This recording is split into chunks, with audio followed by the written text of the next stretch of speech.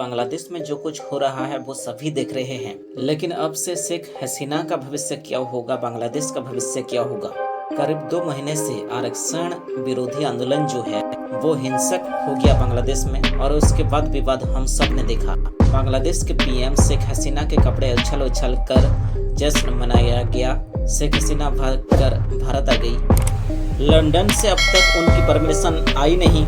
America पर तरह तरह के आरोप लग रहे हैं। फिलहाल वो अभी भारत में सुरक्षित हैं। हमारे विदेश मंत्री कह रहे हैं कि वो मदद मांगी थी, वो फिलहाल एक सदमे में है। लेकिन शेख हसीना के रिश्तेदार जो है वो अलग अलग बयान दे रहे हैं। लेकिन वहां के बांग्लादेश के सेना प्रमुख और शेख हसीना के रिश्तेदार वकार उस जमान की बात सुन लीजिए। वो जो कह रहे हैं कि हम नया सरकार बनाएंगे, देश को हम संभालेंगे, आंदोलन में जिन लोगों की हत्या हुई है उन्हें इंसाफ दिलाएंगे। अब यहाँ से कई सारे सवाल है। क्या शेख हसीना का पॉलिटिकल करियर खत्म हो जाता है? हाँ, खत्म हो जाता है, क्योंकि ऐसा हम नहीं, शेख हसीना का बेटा कह रहे हैं। शेख हसीना ने बांग्लादेश में ढाका छोड़ने के बाद भारत की तरफ उड़ान भरी। शेख हसीना को एयरवेज की सेफ हाउस पर रखा गया। शरण में आने वालों की जान बचाना भारत की नीति में है। लेकिन क्या वो लंबे समय तक भारत में रहेगी? नहीं, क्योंकि ऐसा हो सकता है कि वो किसी हवाई जहाज में ईंधन भरकर उन्हें किसी न्यूट्रल देश में भेज दिया जाए। और उनका पॉलिटिकल करियर एंड हो चुका है, क्योंकि उनके बेटे ने भी कह दिया है कि वो अब से पॉलिटिक्स में वापसी नहीं करेगी। जब उनसे पूछा गया, यानी कि शेख हसीना के बेटे से पूछा गया, तो उनके बेटे ने कहा कि बांग्लादेश के लिए उन्होंने जो कुछ भी किया, यानी शेख हसीना ने बांग्लादेश के लिए जो कुछ भी किया, उसके बाद भी उन्हें अलग थलग कर दिया गया।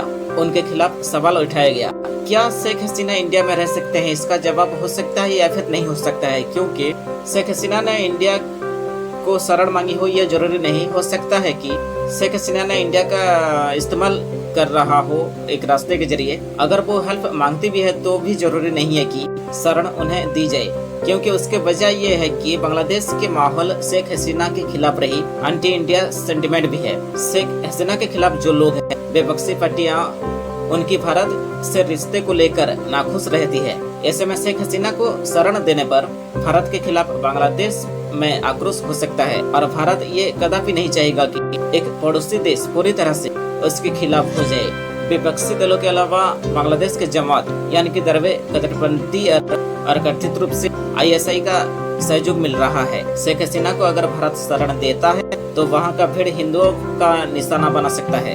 शेख हसीना के रिश्ता देखा जाए तो दोनों से अच्छे रहे हैं। गांधी परिवार के साथ हमारा भारत के गांधी परिवार के साथ भी रिश्ता अच्छा रहा है। मोदी सरकार के साथ भी रिश्ता अच्छा रहा है।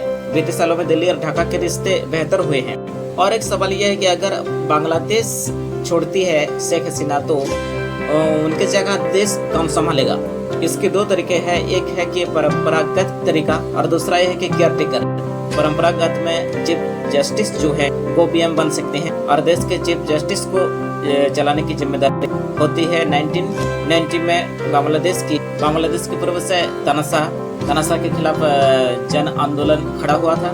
तब विपक्षी दलों ने 6 दिसंबर 1990 को उनके न्यायाधीश अहमद को सत्ता शपथ दिए थे। ऐसे में फिलहाल बांग्लादेश में राष्ट्रपति पहले से है। आर्मी चीफ के जरिए राष्ट्रपति को वहां पर मौका दिया जा सकता है। ये भी एक फेयर तरीका हो सकता है। दूसरा यह है कि केयरटेकर सरकार बन जाए।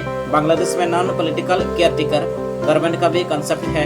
इसमें 90 दिनों के अंदर चुनाव करवाना होता है, और 120 दिनों के भीतर जीतने वाली पार्टी को सत्ता सौंपनी होती है। प्रधानमंत्री कौन बन सकता है? इसमें 3 लोगों का नाम आ रहा है। बांग्लादेश के आर्मी चीफ वकार उज़्ज़मान राष्ट्रपति के माध्यम से किसी गैर राजनीतिक व्यक्ति को देश का जिम्मेदारी सौंप सकते हैं। 3 लोगों का नाम आ रहा है। उसमें एक है सलामुद्दीन अहमद, बांग्लादेश के रिजर्व बैंक के गवर्नर है। दूसरा major general AKM Najmul Hasan, Bangladesh के पूर्व डायरेक्टर जनरल हैं। हाल फिलहाल में वो रिटायर्ड हुए हैं। और वो तीसरा नाम जो आ रहा है बांग्लादेश के प्रधानमंत्री होने का, नोबेल विजेता मोहम्मद यूनिस, वो भी हो सकते हैं। ये भी खबर आ रही है। इसके बाद शेख हसीना की सबसे बड़ी विपक्षी PM खालिदा अब क्या करेंगे जिन्हें छोड़ा गया है?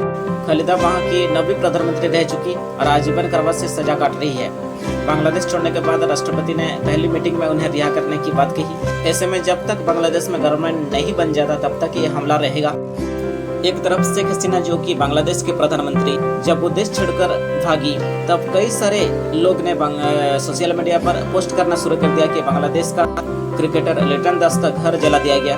लेकिन बाद में पता चला कि ये घर जलने की जो घटना है वो सच है कि बांग्लादेश में एक क्रिकेटर का घर जलाया गया है 5 अगस्त को, लेकिन वो लिटन दास का घर नहीं है। वो घर है बांग्लादेश के पूर्व कैप्टन मशरफे बिन मुर्तजा का। शेख हसीना के इस्तीफा के बाद सांसद और बांग्लादेश के पूर्व खिलाड़ी मशरफे बिन मुर्तजा की घरों को तोड़फोड़ की। इसके बाद उनके घर के आग के हवाले कर दिया। मुशरफे बांग्लादेश का पूर्व कप्तान है। लिटन दास मौजूदा दौर में खेल रहे हैं। अब सवाल यह है कि मुशरफे का घर क्यों जलाया गया। मशरफे मुर्तजा जो हैं बांग्लादेश के पूर्व प्रधानमंत्री के बेहद करीबी थे और ऐसा माना जाता है कि जब वो चली गई तो लोग इन पर गुस्सा हो गए, क्योंकि ये भी उनके पार्टी से थे और बांग्लादेश के आम चुनावों में लगातार दूसरी बार सीट जीते थे।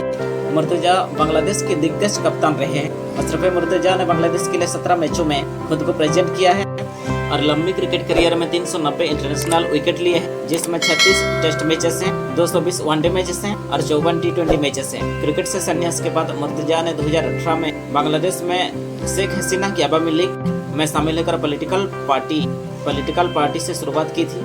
तो लिटन दास के घर नहीं जलाया गया है।